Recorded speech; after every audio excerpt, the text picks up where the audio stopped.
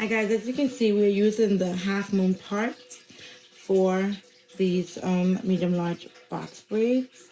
We're doing them a little large, a little bigger than like the medium size. So I find that when you use the half moon part for larger braids, it helps to fill in the gaps, fill in the space a lot better than when you do box squares.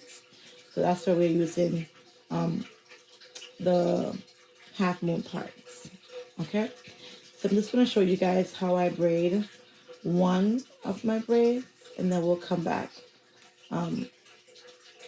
for the finishing product. So of course you want to make sure you use some jam to smooth down the hair.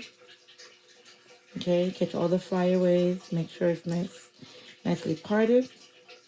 And I apologize for the fish tank that you guys are hearing in the background. If it's a problem, let me know. I can always stop the pump when I'm braiding, but it's very relaxing for me when I'm braiding and also for my clients, so I like to keep it running. But again, if it's bothering you in any way, I can be accommodating. Just let me know and I can always turn the pump off while I'm braiding. Okay? So here we have our braids already pre-parted. All right, if you want to see like how big or how thick the pieces are that I have in my hand. I've done this before, so I'm going to do this real quickly. I just want to part it into two pieces. They're not equal. This piece is going to be bigger than this because when I cross this over, as you guys can see, it meets with the other side. So now I should have 3 even leg. Okay? Should be the same size. I usually like a little twist. You don't have to, but I like to do it. You can part your hair into 3 pieces if you like. I don't. I usually just separate the top part that I'm going to grab first, and then while I'm braiding, I'm going to split the bottom part into 3. Whichever one is easier for you is fine. So we're going to take one of your legs, the piece in the middle, and we're going to connect it to the top part of the hair that I separated, like this. Actually, we're taking the piece in the middle, this piece. Okay, this piece. We're going to connect it to the piece that's separated, like this. Okay, hopefully you guys have seen that.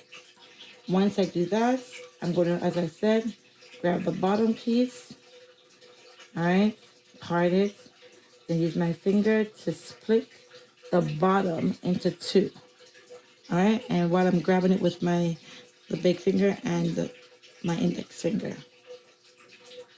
While I'm braiding, as I'm about to braid, you want to make sure you keep track of the person's hair when you're tucking it so it stays behind the colored hair at all times, okay?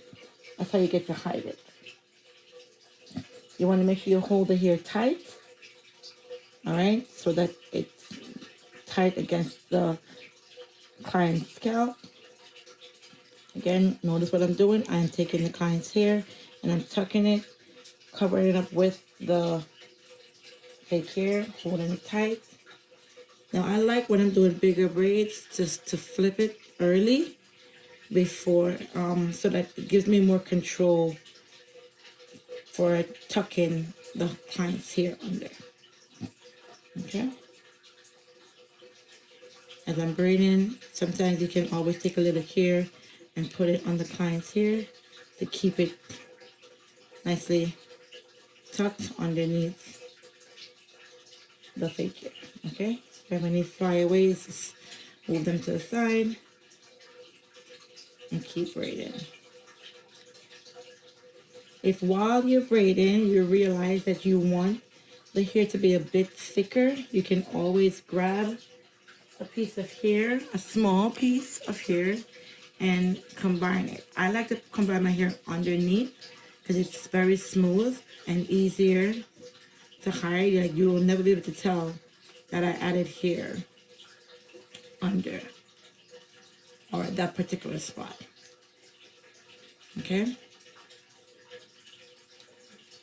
And my daughter took away my wristband that I used to hold my jam. Kids. So now I gotta go find it. I don't know what she did with it. I'm gonna add a piece more here. I think she wants to braid here too. She seems to be talking about it a lot. So she's always in my things.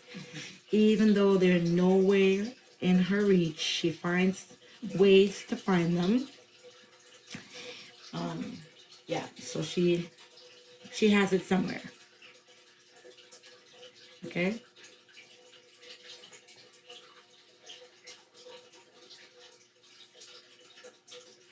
I'm gonna add a piece more here.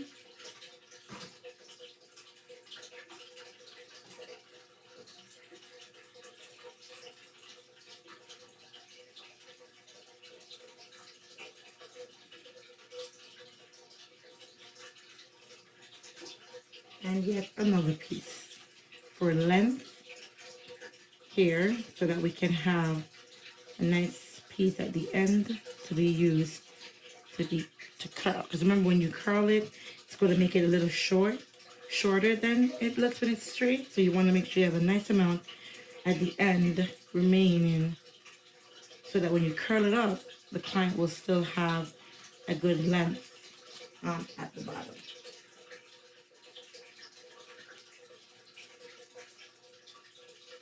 Just going to keep braiding until we get to,